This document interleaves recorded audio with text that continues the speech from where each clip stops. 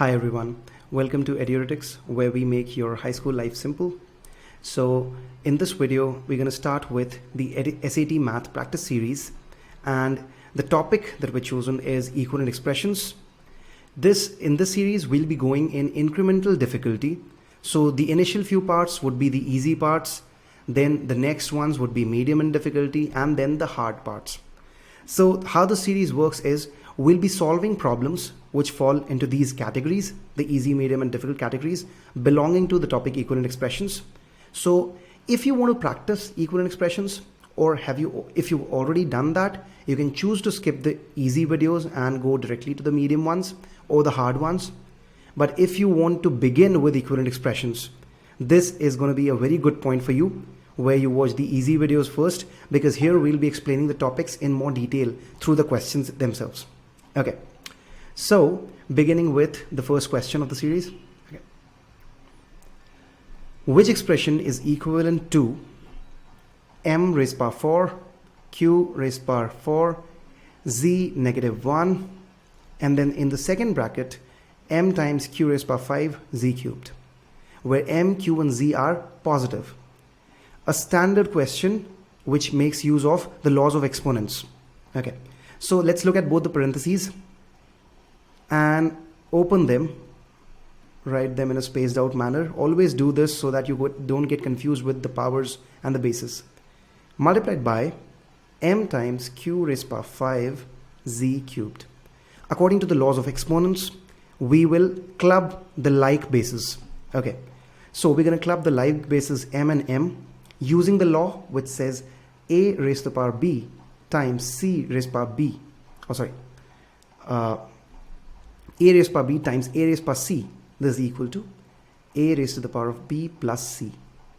So likewise, we'll combine m raised to the power 4 times m raised to the power 1, which is going to be m raised to the power 4 plus 1, that is 5. Okay, next we combine q's and q.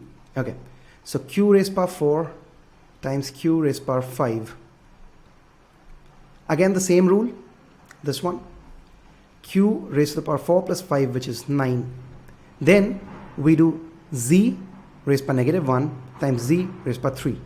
Same rule again, z raised to the power negative 1 times z cubed is going to be z raised to the power negative 1 plus 3, which is going to be z squared. So the complete thing after simplification becomes, complete expression, m raised to the power 5 q raised to the power of 9 z squared. Looking at the options, A is wrong, B is right. So m raised to the power 5 q raised to the power 9 z squared. That's our answer. Simple use of exponent rules. Okay. Next question. Also, whenever we're doing a new question, try to pause and first try it yourself. See if you're able to get it, and then look at our solution. So that would be a good practice exercise for you as well. Okay. Moving on to the next question.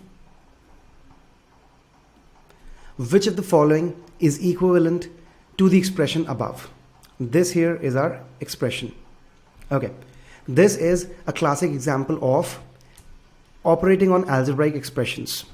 So x plus 5, this is in the first bracket, then plus 2x minus 3. Since this here is a plus sign, there's no operation that is going to change any of the terms inside the brackets. So the brackets can be opened safely. Had it been a negative sign, there would be an operation which would change inside. Okay. So I'll take this opportunity to also show you what would have been the case if there was a negative here. Negative 2x minus 3. This is just to clarify for those students who might be struggling with the negative signs outside brackets or opening the parentheses. So whenever it's like this, since nothing is written outside the bracket, assume it's a 1. So there's a negative 1 outside the bracket. Bracket means doing the same activity on all terms inside. So negative 1 gets multiplied to 2x. Negative 1 also gets multiplied to negative 3. So what do you get? Negative 2x, because negative 1 times 2x, minus because this minus comes from the negative 1. Sorry, let me just clarify it a bit here. So what we're doing, negative 1 multiplied by 2x first, then you write a plus sign. The plus sign is just for convention. The ultimate answer or the ultimate sign in the answer would depend on what the multiplication yields. -1 times -3 plus -1 times -3. And now let's see what we get for this. So -2x plus -1 times -3 is a plus 3. So there's just a plus 3. -2x plus 3. So the signs change. That's why it's important to see what's outside. So in our question, it's pretty simple because outside there's a plus sign. So we open the brackets directly. X plus 5 plus 2x minus 3. Okay. Combine the like terms. Basic rules of algebra. So the like terms, that is the same variable parts. So x and 2x combined gives 3x, and plus 5 and -3 gives a positive 2 because 5 minus 3, 3x plus 2. So option B is the correct option. Okay. Next question. Which expression is equivalent to 11x cubed minus 5x cubed? Okay. Algebraic subtraction of algebraic terms. So I'll take this opportunity to introduce you to a basic rule of algebra for addition and subtraction. The rule is plain and simple. The variable part of any of the terms that are being added or subtracted, the variable part must be same. What's a variable part? If I take any term, any algebraic term, let's say 6x squared, this term has two parts. What are the two parts? This here, the 6 represents the constant part, and this x squared represents the variable part. Just a second. So for any two terms or to be added or subtracted, the variable part of both of them must be the same. Then only they can be added or subtracted. So in our question, 11x cubed and 5x cubed, the variable part is x cubed, which is same. So they can definitely be subtracted. Now how does the subtraction happen? The variable part is taken outside separately, dealt with separately. So x cubed I'll take outside. What am I left with inside? 11 minus 5. What did I just do? I just took x cubed outside like common. It was a factor in both 11x cubed and 5x cubed. So I took it outside. 11 minus 5 is a 6.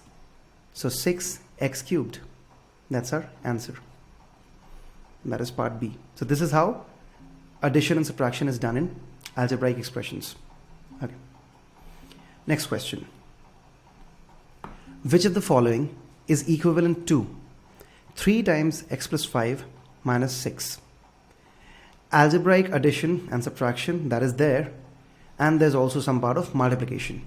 So like in one of the previous questions, we discussed how we open the brackets. So 3 times, there's a bracket, x plus 5. The first thing which you need to do is open the bracket. In any of the algebraic simplifications or whenever you're dealing with any algebraic expressions, first try to open any brackets which are present there. Okay. So now this bracket has a positive 3 outside. Since no sign is mentioned, it's a positive here. It has a positive 3 outside. The positive 3 will get multiplied to everything inside. So positive 3 times positive x, that is 3x. Then a plus, which is just convention, and then the final sign upon multiplication. So plus positive 3 times positive 5, and then lastly minus 6. So 3x plus 15 minus 6. This becomes 3x. There is no other term which has the same variable part as 3x, so 3x remains as it is, plus 15 minus 6 is a 9. So this becomes a 3x plus 9. Had they given you in a more simplified format, in a factored format, the answer could be written as 3 taken outside, x plus 3. Why? We factored. 3 was a factor in 3x and 9 both. So 3 was taken outside and x plus 3. So both of these are correct answers. Looking at our options, first one's wrong, second one's wrong, third one's right, 3x plus 9. Okay, next. Which expression is equivalent to, now we have this big kind of expression, looks daunting at first, but the only rule which you have to stick to is sticking to the basics. So the basic rules of operating on brackets. The first bracket does not have anything outside it, so it can be opened directly. 2x squared minus 4. Second bracket has a negative sign outside, so that tells us that we need to take it slow from there. Plus 2x minus 7. Okay, now this negative 1 will get multiplied with each term inside. Okay, let's see how we do that. So 2x squared minus 4, that's written as it is, minus, so I'm just putting a tentative sign here. Let's see what's minus 1 times negative 3x squared. Don't think about this sign which I've put here. Just see what's minus 1 times negative 3x squared. That's a positive 3x squared. So we could have taken any of a plus or minus sign outside, but the ultimate sign would depend on what is yielded in the multiplication of negative 1 and negative 3x squared. So that's a positive 3x squared. Then negative 1, so I do a plus again here. Negative 1 times 2x, that's a negative 2x. So whenever two different signs are multiplied, the answer will always be negative. When two same signs are multiplied, the answer will always be positive. Plus negative 1 times a negative 7. Two same signs, that's a positive 7. Let's rewrite with the correct signs, with the final signs. So 2x squared minus 4 plus 3x squared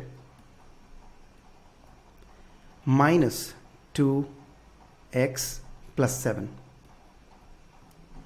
Now combine the like terms. 2x squared, 3x squared. They will be combined to give 5x squared. Negative 2x does not have any like term, so it'll stay as it is. Negative 4 and plus 7, these are constants which can be operated. So 7 minus 4, which is a 3.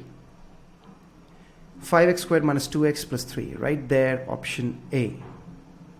Okay, make sure you've practiced these questions. You can also find them, these practice questions, as like worksheets on our website, eduretics.com. You can go there, sign up, and go to the file section, free resources section. You'll get these files. Okay, and stay tuned, like, share, and subscribe to our channel to get more such practice videos. Okay, bye-bye.